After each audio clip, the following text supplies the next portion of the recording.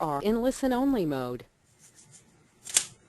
Okay guys, want to welcome everyone to today's webinar. Appreciate you guys being here. Looking at the attendee list, it looks like I see some names I don't recognize. So some new people may be joining us for the first time or first couple of times. This webinar today is going to be on session management. It shouldn't take too terribly long, so we'll probably have a little extra time for questions at the end. But want to just kind of back up for some of the newer people, just to kind of go over the format, the way this is going to work. If you have not been with us before, I'll give a short presentation today. I'm thinking probably 15 minutes tops, and then at the end we'll take questions.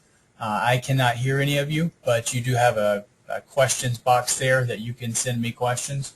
If you have questions as I go through the presentation, feel free to go ahead and send those to me. I can see those as they come in. And I'll try to address them as they come in, so I'm not skipping too far ahead for you guys. So feel free to go ahead and send questions as they pop up. Other than that, let's go ahead and get started. Like I said, today we're going to be talking about session management. So to get to that, here we are on our DanceWorks home screen. So to get to our session management, we're going to go to our admin menu, and then you can select session management here. And then you have 5 options in the sub menu. So we're going to start with add session. This is where you'll start, or this is where you'll come to actually create a new session. So fairly simple here. Fairly simple, but a couple of things a lot of people tend to overlook. So let's go ahead and say, let's pretend that it's maybe April of 2014, and we're getting ready to get geared up for maybe summer and possibly even fall 2014 registration. And I want to go ahead and create that new session. So I'm going to give it a new name. I'm going to put the session begins date, which would be the first day of classes. So we're going to go, let's say June 15th of 2014. I'm going to put in a registration starts date. This would be the first day that the parents can register for classes.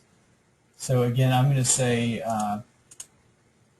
let's see, we're going to say that the parents can start registering on May 1st.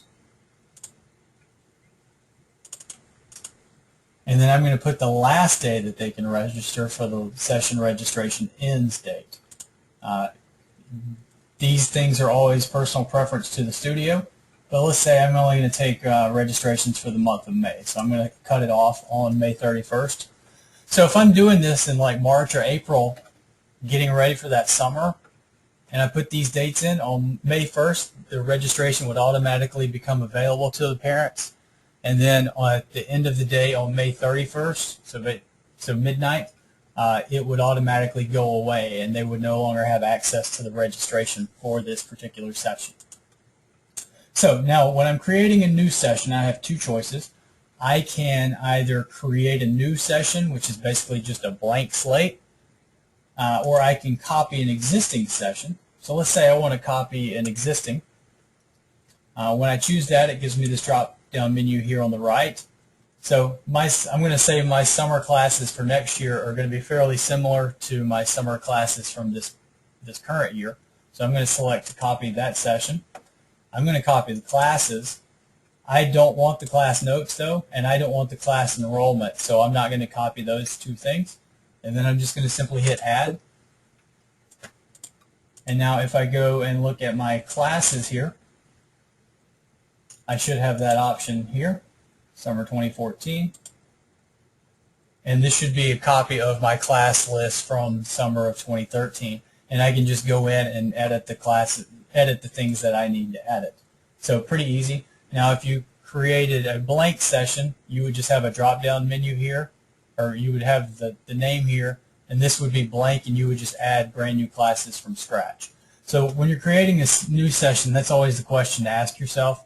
Is it going to be easier to re-enter all of my stuff from scratch, or is it going to be easier to copy a previous year or previous session and just edit the things that you need to edit? Obviously you want to pick whichever is going to be the easiest for you there. So those are your two options. Now remember, especially for those of you that are new coming over from DanceWorks Online, the way the sessions work in the online program is you have one list of accounts and one list of students. All of these sessions share that same list. So whatever the status is of an account in one session, it's that same status in another. The transactions in one session are the exact same transactions in another session. The easiest way to kind of just understand it is when you create a new session, you're not doing a whole lot more than creating this new class list, okay? So just that kind of boils it down to its simplest terms, so just try to think of it that way, that you're not doing a lot more than just creating a new place to put a class list. Okay, so we're going to jump back up here to our session management. And we're going to go to Edit Session. I'm going to kind of skip around here to put this in kind of an order I think it's going to make a little bit more sense for you guys. So let's say I've made a mistake on this new session that I've created. Here we go. Let's say I want to change the name, or I'm not happy with one of these registration dates and I want to change that. I can just go to Edit Session, select the session name from my drop-down menu, and then I can edit whatever I need to edit about it, the name, the registration, or the class begins dates, and then just hit Update Session, and that will correct that. I get called all the time from studios in a panic. It's registration day. Parents can't get in to register. They go in and it tells them registration is not available. This is always the very first thing I check, and probably 9 times out of 10, this is what's causing that. Is one of these registration dates is wrong and you're outside of the date range. If that ever happens to you, just come in, correct the date, and then hit Update Session, and that will fix it on the parent end immediately for you. So that is always the very first thing that we check. So if you ever get that phone call, just come here and check this first, and most of the times that will resolve the issue for you. So a couple other options here on this screen. You can use this when you edit to enter the class history end date. Probably not going to do that on the Edit Session screen. Probably won't be using that a lot. If for some reason you don't want to see a session listed in your class list anymore, you can hide it. So let's say I have an old session like the spring, fall 2010, 2011 session, and I don't want to see it in my drop-downs anymore. I can come here and check that box, and then when I hit Update, it will hide it from my class list drop-down menu. So easy way of hiding it there. Get a lot of I've gotten some panicked phone calls about that too. They think they've deleted a session on accident and it really is just hidden. So if you ever have that situation, that's another thing you can check also. And then if you wanted to activate, so this last one, activate all students enrolled in classes in this session and the accounts with the students. So a situation you might have there is, let's say it's summertime, you're taking registration for fall. You have a kid who's inactive in the summer. They're not taking any classes for that summer session, but they are registering for fall. If you don't want to activate them at that point when they register, you can leave them inactive for summer, but enroll them in classes for fall, and then just come here, select that fall session. Once your summer session's over, you'd come here, select that fall session, check this box, and hit Update. And what it's going to do is any inactive student who's enrolled in a fall class would automatically get activated. So an easy way of doing that rather than having to go account by account. So a couple options there. I'm not going to do either of those right now. But again, if you need to change something about a session, the name, the dates, or you wanted to activate enrolled kids who are currently inactive, you can do that from this screen. Next is going to be clear session data. Again, when you want to clear some piece of information that's in a session completely out of that session. Actually, hold on just a second. Let me back up for a second. I do have a question.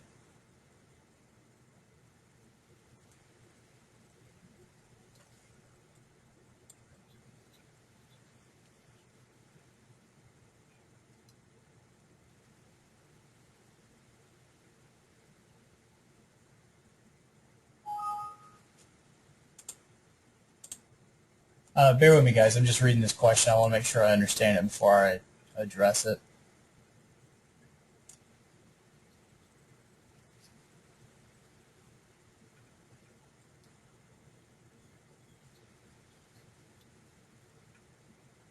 Tracy, let me get back to you on that one. I'm going to have to check on that and see. I think the answer is no, but I want to double check that. So let me come back to you on that one, okay? Okay, so back to clearing data from an individual session. So again, if there's some piece of information that is in the session that you want to clear out of that entire session, you can do that here. So again, you go to Admin, Session Management, and then Clear Session Data. The most important thing is you want to make sure you select the session that you want to clear the data out of from here at the top. So I'm going to say this new one that I've just created. Let's see, there's nothing here for us because this is just a test database. But let's say I wanted to clear the attendance out of it. I wanted to clear any kind of class notes, the wait lists, costumes, anything you want here, any of these things that you do not want to appear in that one specific session, you can clear out. Another thing you can do, and this is probably the most used feature on this page, is mark accounts and students inactive if they're not enrolled in a class. So kind of the opposite of what we were just talking about. So let's say my summer session ends. Well, let me back up for a second. So you guys who are coming from the desktop, I think most of you are all probably in the habit of when you create a new year, you go into that session and mark all the kids inactive until they register again. Well, because of the way the sessions work in DanceWorks Online, you can't really do that the exact same way, because if you mark them inactive in one session, they're inactive everywhere. So if they're currently in a class taking classes, they would get marked inactive, and you don't want to. Most of the time, you don't want to do that. So what you can do is it works just a little bit differently. So instead of doing that immediately, once you've created that new year, so let's say summer 2014, once your current session ends, so like let me just change the scenario around a little bit. Like you guys have all just probably finished up your summer session, starting fall or have just started fall. Well, maybe you want to mark all the kids who aren't enrolled in any classes inactive right now. That's what this will allow you to do. So in your case, you would select that new fall session, so probably 2013-14. Come down here, and you would check the box to make students inactive if they're not enrolled in a class. So what that's going to do is it's going to scan your fall 2013-14 session, and any student who's not enrolled is going to get marked inactive. And then this inactive date would show up on would be the date that their account or their student page went inactive, okay? And that date can be anything. It doesn't matter what it is, whatever is meaningful to you. It can be the end of the last day of the summer classes. It would be the first day of fall, completely up to you guys. It's just there for a reference. Then you can also, once you've done that, you can come back and mark the accounts inactive if all the students are inactive. So if you have an account that's got siblings, if both of them are marked inactive, then the entire account itself would get it marked inactive. If you have siblings and one student's still taking classes and is still enrolled and active, then the account would obviously stay active. So that's what these two things will do for you. Again, same deal. When you select this one, you're going to get an inactive date. Select whatever, put in whatever date is meaningful to your studio. Again, it's just there as a reference, so it's just personal preference for you guys. So pretty easy stuff on that. Anything that you just don't want to appear in that new session you've created, you can clear there. The most important thing, again, though, make sure you select the right session here. And then if you're going to use these bottom two, make sure that your current sessions are over, okay? Because again, if you mark them inactive for the upcoming fall and they're in the middle of classes right now, they'll get marked inactive there too. So just keep that in mind. Okay, now we're going to go to deleting sessions. Pretty self-explanatory. If you want to just completely delete a session for some reason, you'll just come to this screen, select the session that you want to delete, hit the delete button. It's going to ask you for a password. It's going to warn you what's going to happen. It's telling you that everything associated with this particular session, the classes, the enrollment, the attendance, their costumes, student history, all of this information you see here gets deleted with that session. And it can't be reversed. So if you delete it, we can't get it back for you. It prompts you obviously for the password. It's just simply the password that you logged in with. It's just a step to make sure that you didn't accidentally hit delete and delete something and you don't mean to. It's just a precautionary step to make you actively put in a password to realize what you're doing. So just keep that in mind. But deleting session, pretty self-explanatory. Okay, just one last screen to go over, really, which is switching sessions. So we're currently in our 2013-14 year here. Current session shown. Let's say again we're in our scenario where it's spring of next year, getting geared up for the summer 2014, and I want to switch sessions. I'm just going to select the one I want to switch into. Now you can toggle back and forth between sessions. Obviously, not a big deal at all. But most of these items here, these little extra options here, you're only going to use these once you really officially end that year. So when 13-14 is officially done, that's when I would probably use these.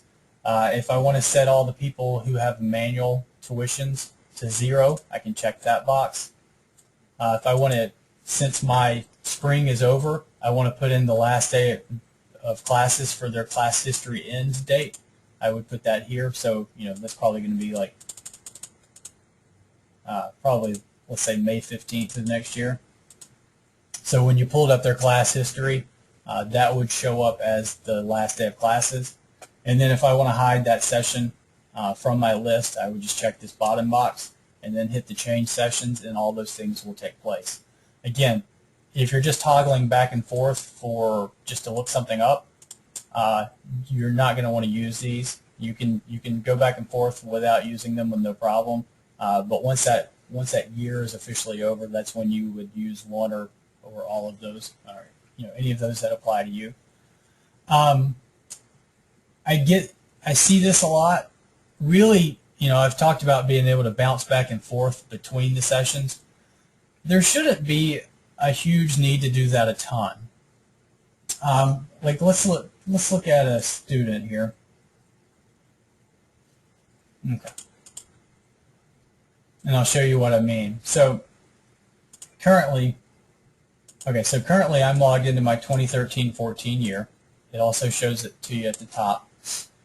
But let's say I want to enroll Miss Froome here into that summer of 2014.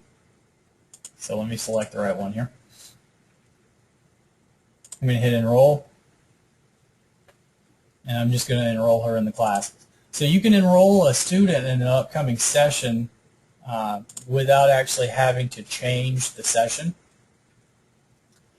And that's where I see most of you, or the people I talk to that are switching back and forth a lot, that's what I see them doing, is switching back and forth, changing the actual session they're logged into just for enrolling someone. No need to do that. Big waste of, it's a waste of your time.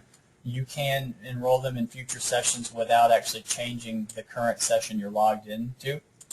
Now, where the current session becomes really important is when you want to go build the account. So if we go back to the account page for this student, her tuition for 13-14 is $55. And if I go to actually enter a tuition charge, it's pulling the tuition amount from here, not from her summer 14. So that's where you need to change sessions. So if you're actually going to go in and be billing these kids as soon as you enter their enrollment, then you may want to change, because if you hit this tuition charge button, it's going to pull that amount. Or if you know how much it is, so let's look at her again. Let's go back. If we look at 2014, so her summer tuition is $105. So if you just remember that, and you don't want to switch back and forth between sessions, then just come here, hit tuition charge, and you can just manually change the amount, and it should update for you. And then you could hit it that way. So another way of doing it, The reason I'm telling you all this is just switching sessions does take a minute, and obviously you have to get up here and do it. Not a ton of need to do that all the time. So if you can minimize that, obviously it's going to save your time. Because when you actually switch the session, and these are smaller because it's just our test database, it does take it a minute to process. If you have a larger database, it may take a little bit longer. Again, this one's smaller. So it may take a minute or two to process if you have a large database. But there's not overall just a big need to be switching back and forth constantly. The more you can minimize that, the better. Easier it is for you guys. So just keep that in mind. That for enrollment and things like that, you don't have to. You don't necessarily have to switch back and forth. If you're going to maybe charge everyone from here all at the same time, then yeah, absolutely, you need to be in their correct session. But if you're going to charge them from their account, if you just want to manually change the amount for that one charge, then if you're just charging them maybe for that first month, then that'll work fine and save you some time. So just a couple of things to keep in mind. That is pretty much all I have as far as the presentation. Like I said, this wasn't going to take very long. So I'm going to go ahead. There's a handful of you here today. Go ahead and open it up for questions. If you have questions about session management, great. If you have some that are off topic, that's fine too. I'll read them out loud and so that everyone knows what I'm talking about and address it the best I can.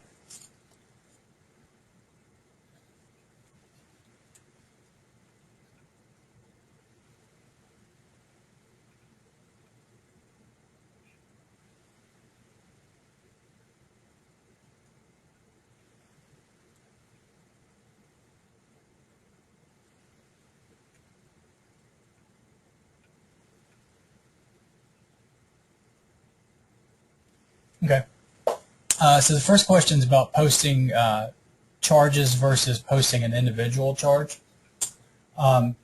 Pretty good question. So obviously there's multiple ways of adding accounts or adding charges to an account. You can add a charge to an individual account from that account page. So if I wanted to add the tuition charge, I can do that here. Pretty simple. But if you have, and a lot of times you're going to do that as you enroll them immediately. But for most studios these days are offering monthly tuition, and you're not going to want to come into each and every account and charge it individually every month. Obviously, that would take an incredible amount of time and resources, and you can do that all from one page. So if you want to post tuition, everybody's monthly tuition or their tuition for any particular payment plan, all you have to do is go to your charges and payment screen, go to post tuition charges, or you can do account charges or late charges if you need to do some other type of charge. But we're going to go to post tuition charges. You can select your billing frequency, so we'll say monthly, put in the date, use any of these options that may apply to you, and hit post charge or post tuition. And what that's going to do is it's going to scan all of your monthly people, look at whatever their individual account tuition is, and add that charge onto their account all in one process rather than doing it account by account.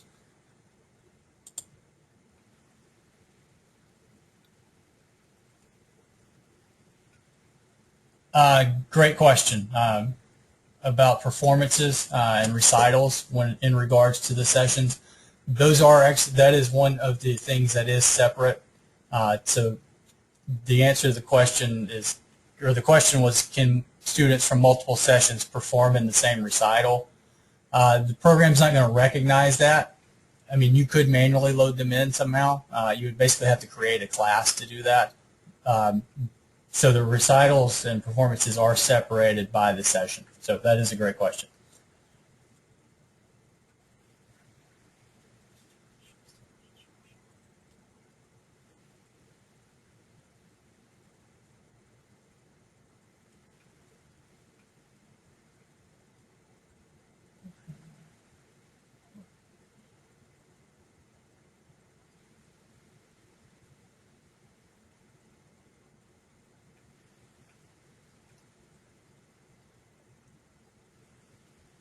Following up on the tuition question,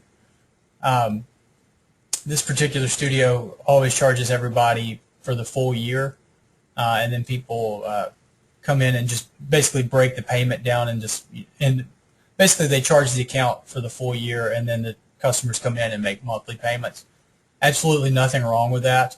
You can still do it that way, not a problem at all.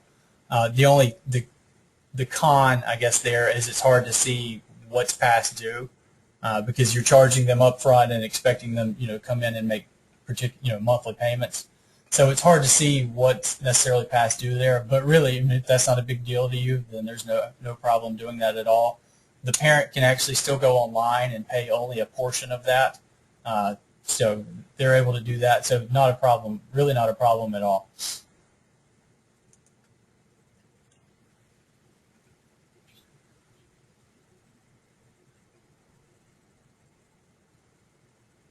Margaret, to answer your question, no, the registration fee is never automatically applied to anyone's account. There's never basically any type of charge that's automatically applied to an account. You have to go in there and actually do the fee. On an individual account, you can do it, let's just go here. You can use the registration charge button, and it will pull the amount based off of your setup. Or if you're on this actual registrations page, same thing. It's going to have a registration button. Trying to find one that's got student. It's going to have a registration fee button at the bottom also, which will do the exact same thing. So no, the accounts will never automatically get charged for anything. Really, the program doesn't do anything automatically for you. You have to always go in and prompt it to do whatever you're trying to do.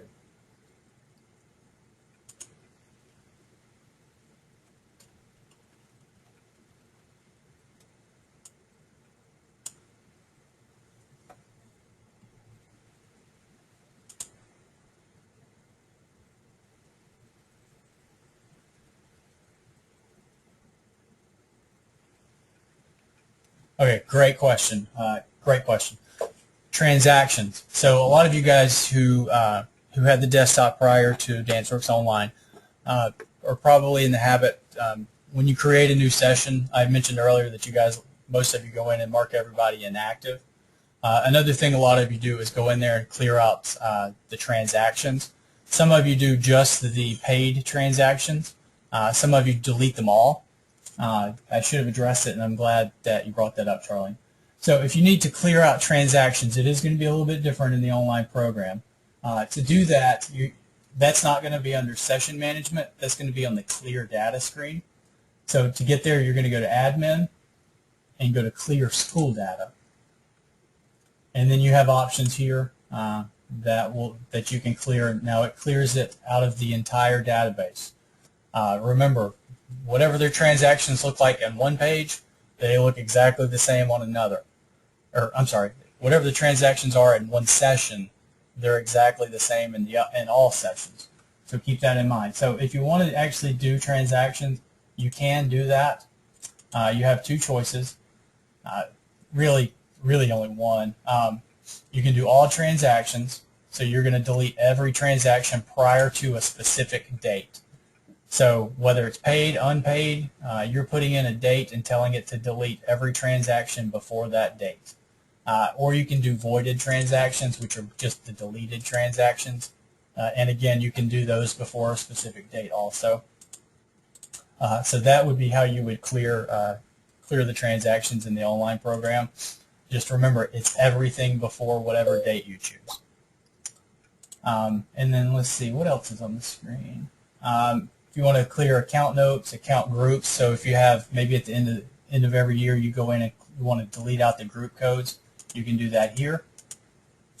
Probably, I imagine you're probably not going to want to use these options very often because not many people want to be deleting people en masse. But if for some reason you do, they're there. You can delete student notes, student groups, which again are the group codes that are applied to the students. If you wanted to delete the measurements, you can. You can also reset your billing, your tuition calculation here for everyone, as well as billing frequency. So let's say maybe you've changed the manner in which you calculate people's tuition. Maybe used to you did it by the number of classes they were taking, and now you want to charge them by the amount of time they're taking. You could come here and set everyone to time student or time account and hit clear, and all it does is reset all of the accounts in your database to be on this particular calculation. Same with the billing frequency. Maybe you've decided to start adding monthly, whereas you only did it up front before. You can reset everybody from a full year's billing frequency to monthly right here. You just make sure you hit the clear button. When you do that, it should ask you for a password. Again, it should just be the password that you logged in with.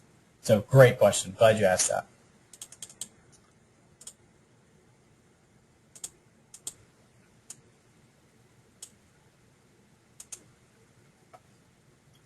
Anybody else have any questions? All right, here we go.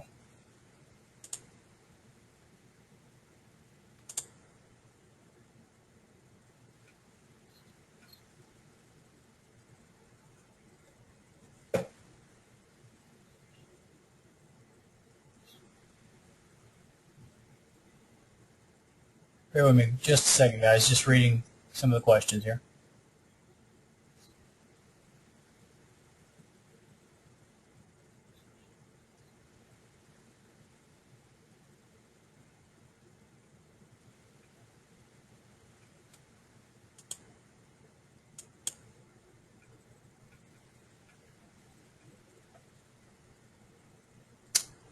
Tracy, let me tell you what, Tracy, shoot me your email address. Let me follow up on both of the questions you've asked. I feel like I'm dancing around you, and I apologize for that. But let me follow up on both of those things for you, and I can email you the answer. So just message me your email address there. Perfect, thank you. And I'll check on both of those things for you and send you an answer.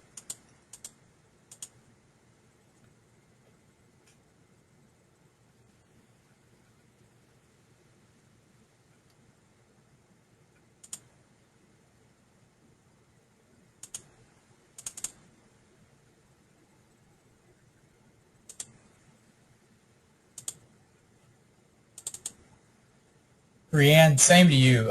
If you will, or I'll look up your ticket and I'll see if I can get you a response on that.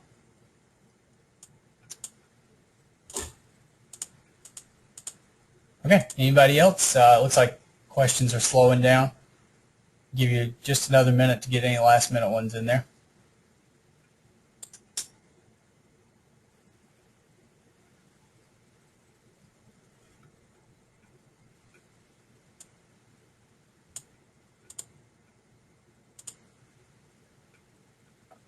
Okay, looks like that's going to be it. All right, guys, appreciate you all being here.